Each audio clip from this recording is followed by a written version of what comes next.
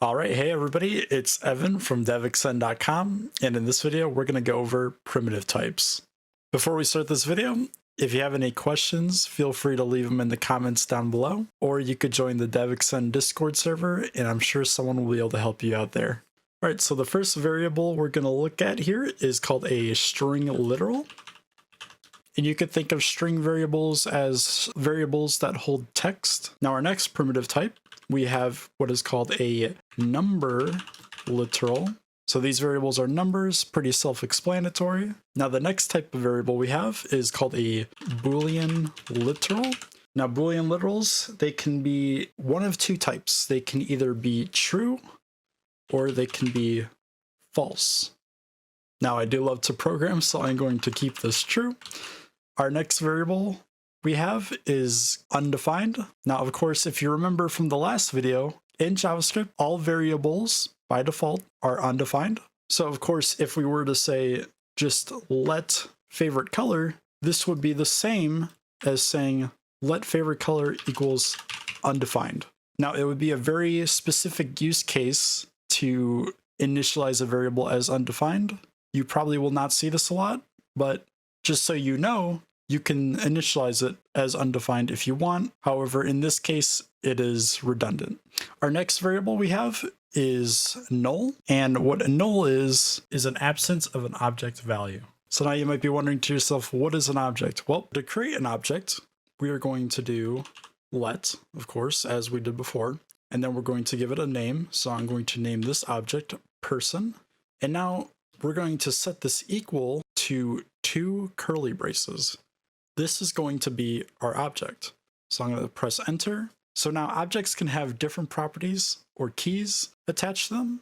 So for example, we can say name, colon, and then I can just set this to Evan. And now if I wanted to add another property or key, all I have to do is type a comma, and then I can set this next property to age, and I can set that to 22. And now we have just created our first object.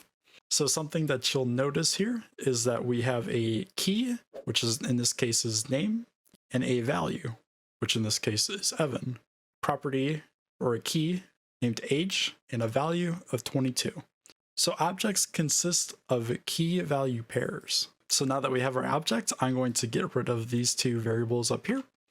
And now we're going to log our object and see what it shows in the console. So I'm going to do console log person. As you can see in our console, we have these 2 curly braces here, which is our object, and our 2 value pairs, name, Evan, and age, 22.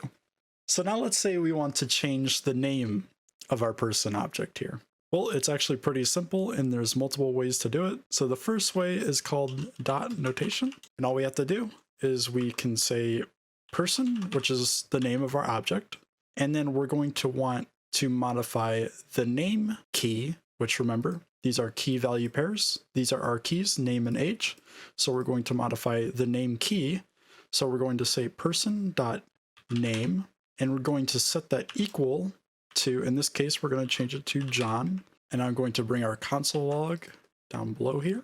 And now you're going to notice that when we save this and we look at our console, we see that John is now the name of our name key in our person object, and we can do the same thing for age. So if we say person.age and we set this equal to let's say 18, now you can see it. Our person object name is John and age is 18. So by using the dot here, we are accessing the key in our object and we are setting it equal to a new value. Now, of course, there's another way we can do this. We can use bracket notation. Now with bracket notation, it's somewhat similar. So we say person, which is the name of our object. And then in brackets, we're going to put quote name, and we're going to set this equal to, let's say, Alice.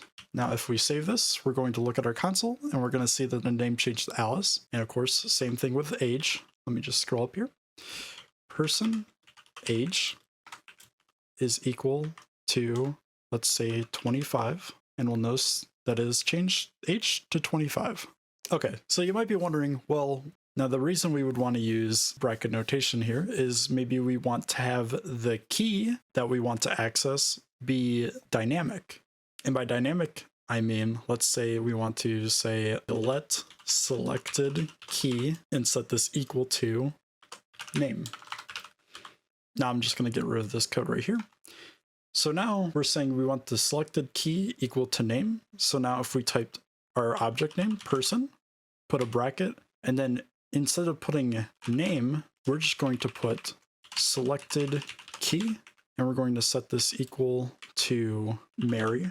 And now when we save this, we're going to notice that it changed our name key to Mary. Now, if we wanted to do, let's say, age, and of course this is just an example, but if we wanted to set age equal to Mary as well, we could save this, and we'll notice that now age is equal to Mary because we changed our selected key to change what key in our object we are selecting. So in this case, we selected the age key in our object. We passed in the variable that contained the name of the key, and now we are setting that to Mary. Of course, this makes no sense, but it was just an example to show you how that worked.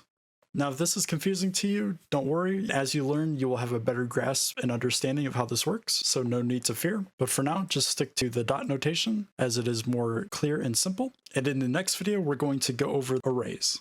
So that'll be the end of this video. If you have any questions, feel free to leave them in the comments, or you can go to the DevXN Discord server, and I'm sure someone will be able to help you out there. Thank you for watching, and I'll see you in the next video.